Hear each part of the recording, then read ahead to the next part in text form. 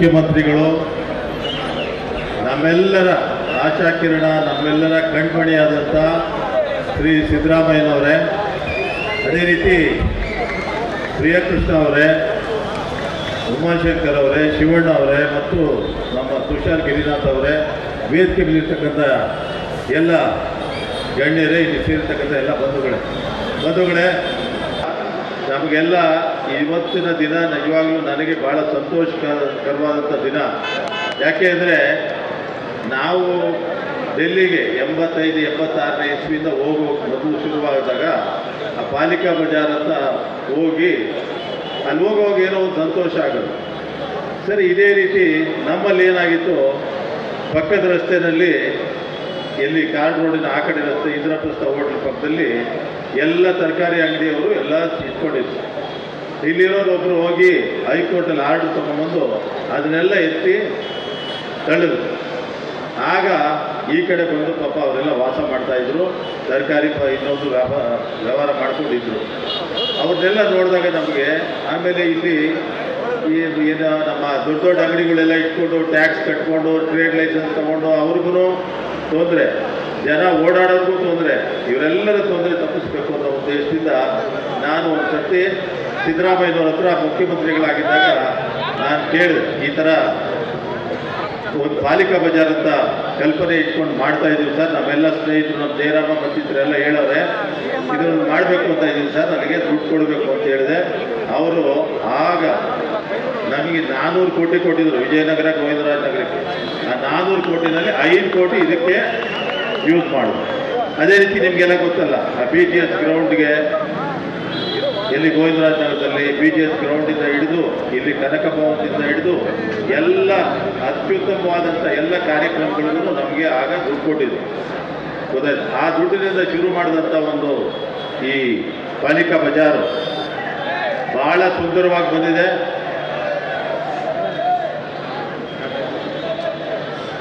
ಇರೋ ನಿಮಿಷ, ಭಾಳ ಸುಂದರವಾಗಿ ಬಂದಿದೆ.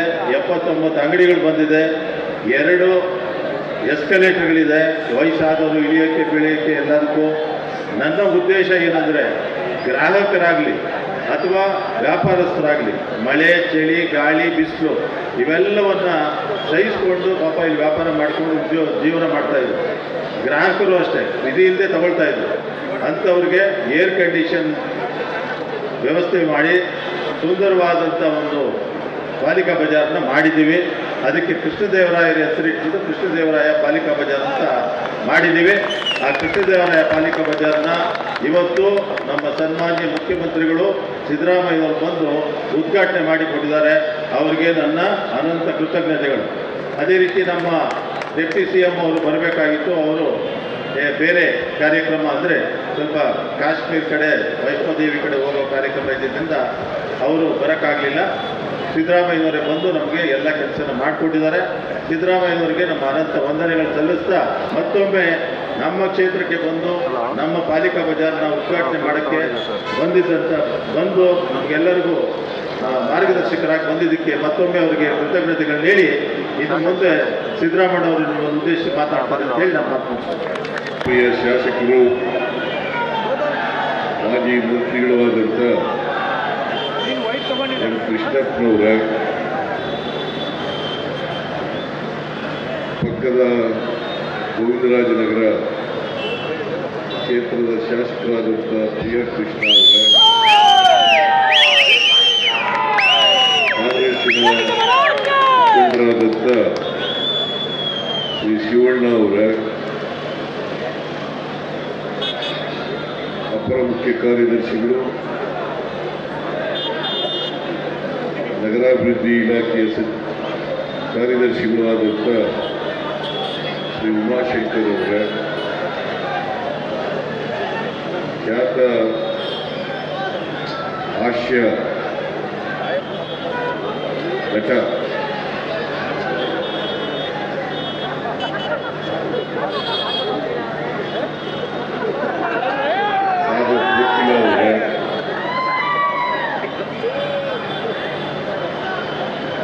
ಬೆಂಗಳೂರು ನಗರ ಪಾಲಿಕೆಯ ಆಯುಕ್ತರಾದಂಥ ತುಷಾರ್ ಗಿರಿನಾಥ್ ಅವರ, ಇತರ ಎಲ್ಲ ಅಧಿಕಾರಿಗಳೇ, ಇಲ್ಲಿ ನೆರೆದಿರ್ತಕ್ಕಂಥ ಎಲ್ಲ ಆತ್ಮೀಯ ಸೋದರ ಸೋದರಿಯರೇ, ಮಾಧ್ಯಮದ ಗೆಳೆಯರು,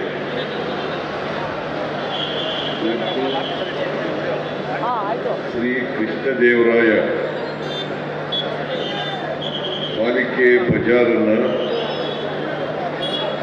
ಲೋಕಾರ್ಪಣೆ ಮಾಡತಕ್ಕಂಥ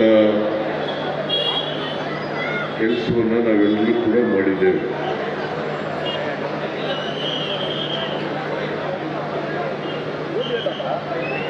ನಾನು ಅತ್ಯಂತ ಸಂತೋಷದಿಂದ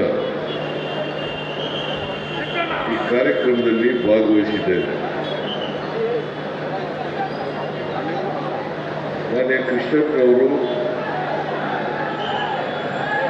ಇಲ್ಲಿ ಒಂದು ಪಾಲಿಕೆ ಬಜಾರ್ ಆಗಬೇಕು ಅಂತೇಳಿ ಬಹಳ ದಿನಗಳಿಂದ ಒತ್ತಾಯ ಮಾಡ್ತಾರೆ. ಇವತ್ತೇನು ಪಾಲಿಕೆ ಬಜಾರ್ ಉದ್ಘಾಟನೆಯಾಗಿದೆ, ಇದು ಶಾಸಕರಾದಂಥ ಕೃಷ್ಣಪ್ಪನವರ ಕನಸು.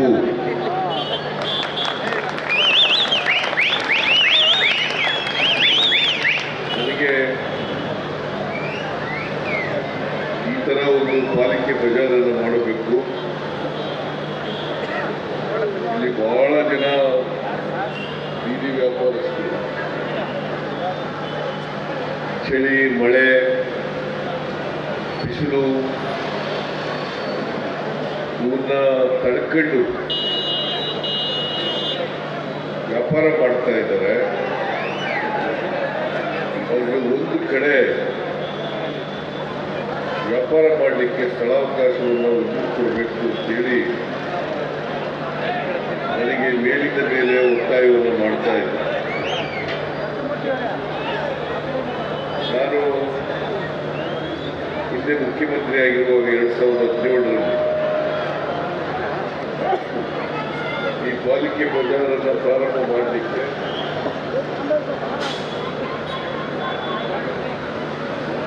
ಬಜಾರನ್ನು ಪ್ರಾರಂಭ ಮಾಡಲಿಕ್ಕೆ $5 ಕೋಟಿ ರೂಪಾಯಿಗಳನ್ನು ನಾನೇ ಇದಕ್ಕೆ ಒದಗಿಸ್ಕೊಟ್ಟಿದ್ದೆ.